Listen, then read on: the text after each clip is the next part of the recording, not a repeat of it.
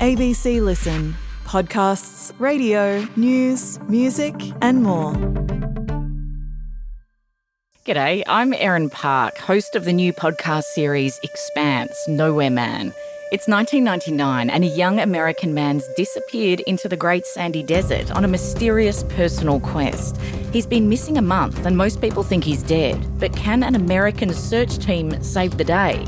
From cigar-smoking Americans to booty-wearing bloodhounds, this story just keeps getting stranger. I just thought this looks like a cartoon. Once you're done with News Daily, search Expanse on the ABC Listen app.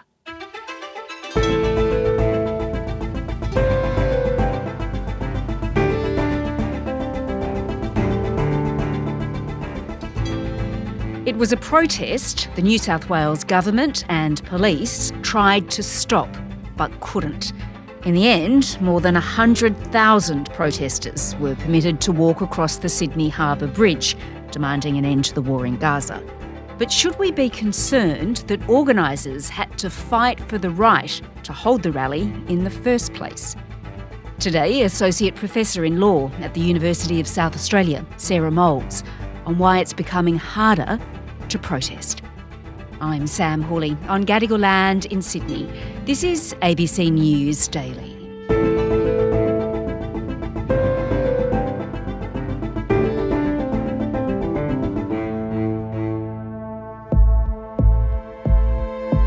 Stop starving Gaza! Stop starving Gaza! It was the protest that brought Sydney to a standstill. Thousands marching across the Harbour Bridge. Despite the rain that come from all over the city and beyond. The starving children of Gaza cannot wait another day. End the violence. There's too many deaths of young children, too much starvation. It's a sign of the turning tide of the opinion in this country, and it's a sign that people aren't going to put up with it anymore.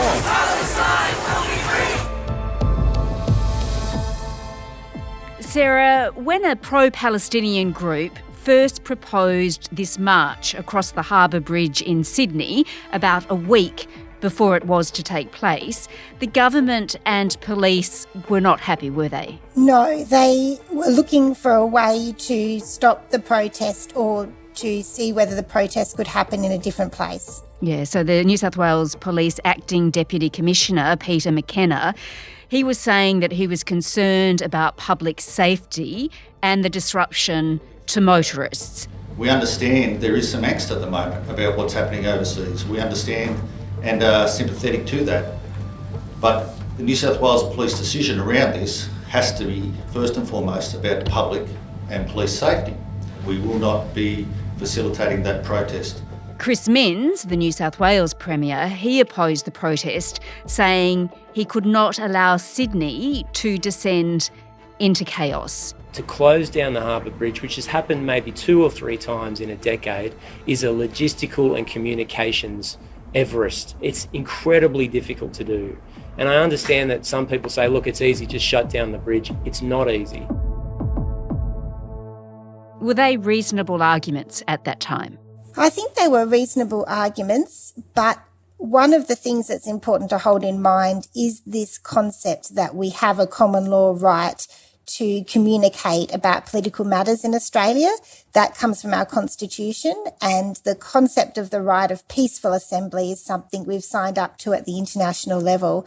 So while I think the arguments around safety, inconvenience and disruption are really powerful, particularly with something of this scale in this place, on the other side of the ledger, if you like, are these important principles that Australians also consider to be fundamental in our democracy. All right. Well, around this time, the protesters were predicting that around 50,000 people would turn up. So that's about a week before it actually happened. And the matter then went before the New South Wales Supreme Court and Judge Belinda Rigg, who would make the ultimate decision about whether or not this protest could happen on the Harbour Bridge, and she did that on Saturday morning. What did she say? In the reasons that were shared from the Justice of the New South Wales Supreme Court, it's clear that that common law concept of peaceful assembly was an important consideration. So was the principle that just because something might be inconvenient or disruptive might not wouldn't be enough to say it should be prohibited under the law. And also there was information to suggest that people were going to do this anyway. And so that was something that needed to be considered alongside the safety information that the police were putting before the court. And Justice Rigg, she noted that the march at this location on the Harbour Bridge was motivated by the belief that the horror and urgency of the situation in Gaza demands an urgent and extraordinary response from the people of the world. She also noted that it is in the nature of peaceful protests to cause disruption to others. That's right. That was clear from the ruling, that concept of inconvenience and disruption is inherently connected to the idea of protest and communicating on a matter of political importance to the people of Australia.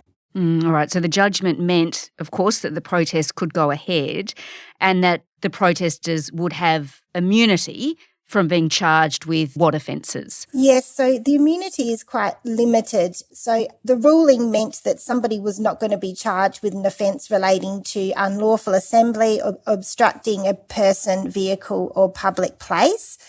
But it was conditional on the fact that the protesters stayed within the boundaries of the assembly that was described in this Form 1 that was before the court.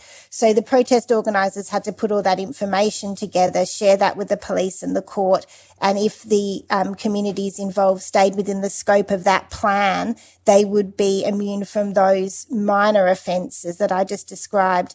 However, it would not extend to somebody being prosecuted or charged with a violent offence, and the police retain powers to make orders with respect to individuals and ask them to do things or ask them to change what they're doing.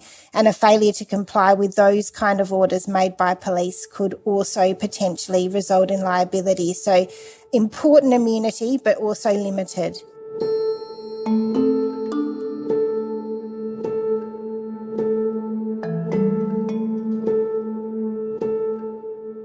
Well, Sarah, as we said before, initially the protest organisers thought they'd attract around 50,000 people. In the end, more than 100,000 people showed up, despite the terrible weather. It was pouring with rain. That's huge, isn't it? Just put that into perspective. Have we seen such a large protest like this before?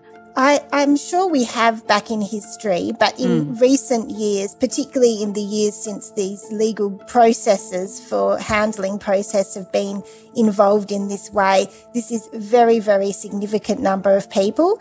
And I think that speaks to the significance of the issue that people were protesting about on the bridge, as well as the challenge faced by police and other authorities in facilitating this type of event to happen safely. So yeah, throughout history, we've had really big protests before in Australia, but definitely in recent years, the numbers of this one are really significant.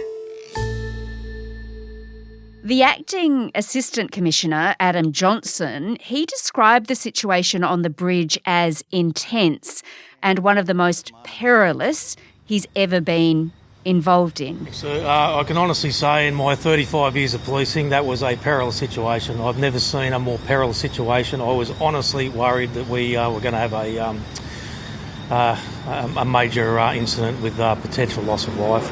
And I just want to But it was peaceful, wasn't it? I think one thing to keep in mind on the legal side of it is that the reason we have this process of being able to put forward an application detailing a public assembly and then have the opportunity for the police to respond and ultimately the courts is to try and make sure that this can happen safely, that we get the right balance between freedom of speech and association and our right to communicate on political matters and safety.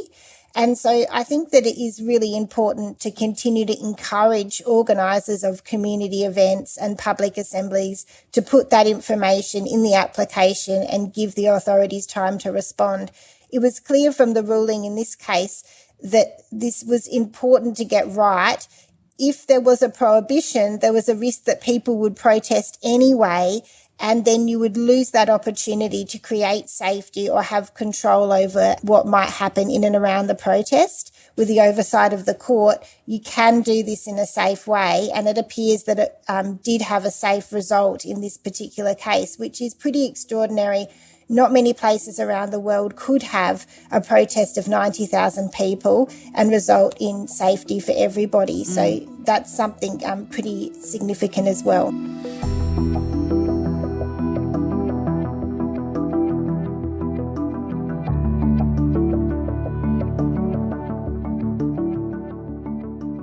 So, Sarah, we know protesting is a democratic right, but as you've mentioned, it has become harder to protest in Australia. There are more barriers now than ever before, right? Yeah, that's correct. So we've made a commitment at the international level to protect everybody's right to freedom of expression and peaceful assembly. But what we don't have is anything clear in our constitution or in any other piece of legislation saying we have a right to protest in Australia. Instead, we have this implied constitutional freedom to communicate on political matters in our representative democracy. But what you definitely can have, and what we see in a number of states in Australia, are laws that prohibit any disruptive action on the streets, any disruptive action on the roads or around businesses or workplaces. So in South Australia, for example, we've got offences for obstructing public place. In Queensland and New South Wales, they've got offences for attaching yourself to roads or major thoroughfares. In Tasmania, we had laws around logging areas, prohibiting people from protesting there. One of the things that's obvious is that these laws are different in different places, and it's quite complex and confusing for people to know what they are. And that's why we see people having to get legal advice and barristers to help them work this out. So if we were able to get together and streamline these processes across Australia so it was clear about how important it is to value peaceful assembly, but also how important it is to put people on notice about what things are going to look like so we can do this safely, I think that would be great. All right. Well, police have said they can't allow a protest like this to happen again. So this operation, from our point of view, was a success in that no one was hurt. No people were hurt, no police were hurt. But gee whiz, I wouldn't like to try and do this every Sunday at that short notice. There's a reason we need time to plan these things out. And I think going forward into the future, that has to be taken into consideration. And the Premier, Chris Minns, says the government will look at whether that Supreme Court judgment actually sets a precedent. I have to examine all of this. I'm not ruling anything out. And I think even most reasonable people would expect that, yes, you do have from time to time massive demonstrations, even if it's on the bridge. But knocking it out every week is just, it's not something that we can consider forever. Well, I think that at the moment, the summary offences process that was followed in this case, it gives discretion for police commissioners to make decisions, and it gives discretion for the courts to make decisions. If the New South Wales Parliament attempted to pass a different law about protests, they've done this in other areas, or use different powers, then ultimately it might go to the High Court to see whether the Parliament has unduly infringed that constitutional freedom. So I think there are tweaks that the Parliament could make to the process of applying for authorisation for protests, but they'd have to be careful because there's a tipping point where the High Court would say you are now prohibiting that implied freedom of political communication. And that's such an important concept of a representative democracy, that we can communicate about things that we feel passionately about as voters and citizens in the country. The point, of course, of a protest, Sarah, is to bring about change. Do you think this will do that in any way, given the magnitude of it? Well, I think Australia's ability to influence what's happening on the ground in the Middle East is limited. However, we have a powerful voice in international forums and in forums with our allies. And so I think that action like this empowers and emboldens our political leaders to do things like look to international forums, international law, humanitarian law, and say Australian people support those concepts of dignity and human rights, and that they can then go and express that position on the world stage.